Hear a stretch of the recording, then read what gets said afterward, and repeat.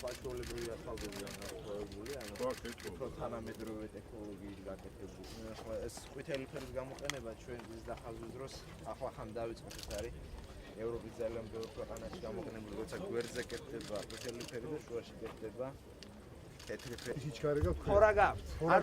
არ ჭირდება, მაგრამ მაინც ისურვეთ წარმატებებს. აბა, თქვენიც.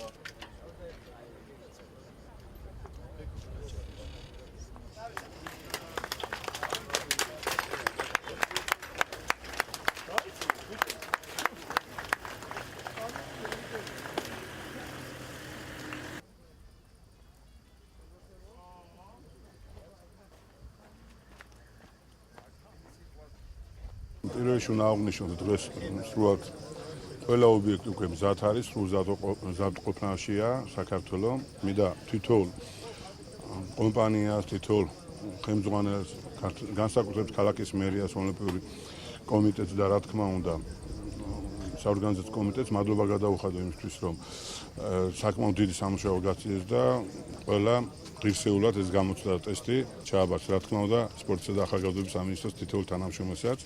რაც შეეხება კონკრეტულად ამ ტრასას, ეს არის საჩუქარი ერთის ხილველი. პირველ რიგში, რა თქმა უნდა, მოსახლეობისთვის, ამით ისარგებლებს ჩვენი მოსახლეობა, როგორც კი ოლიმპიადა მორჩება, მაგრამ ეს არის ამავდროულად საჩუქარი ველოსპორტისთვის.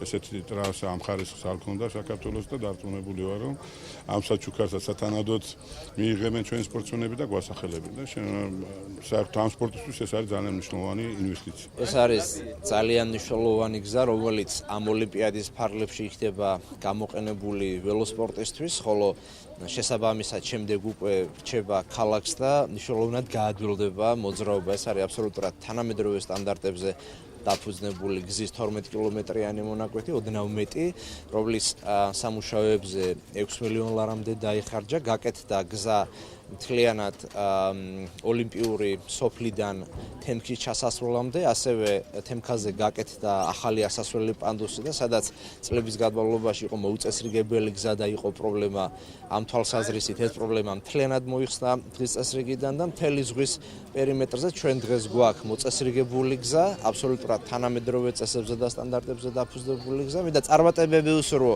ჩვენ სპორტსმენებს, რომლებიც აქ იასპარეზებენ და წარმატებებს უსურვო თითოეული ადამიანს, რომელიც გადაადგილდება ამ გზის გამოყენებით. რაც შეეხება ახალ ტრასას, თქვენ ნახეთ 12 კილომეტრიანი ტრასა გაიგო ძალიან მოკლე ვადებში, ხარისხიანად.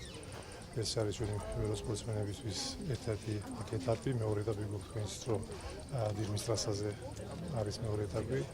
სამი მონაწილე გვაქვს ჩვენ. იმედიანად ვარ, ფაქტიურად ბოლო პერიოდში აჩვენებენ შედეგებს და შეუძლიათ, რომ აქაც გაიმეორნეს შედეგები.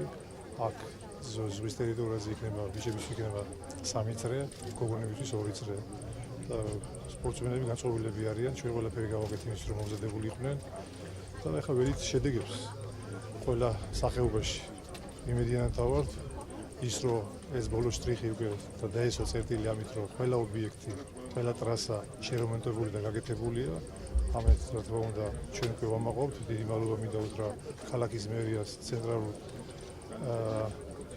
ხელისუფლებას, რომელმაც ყველაფერი გააკეთა იმისთვის, რომ დამთავრებულიყო ეს დიდი ღონისძიების მზადება.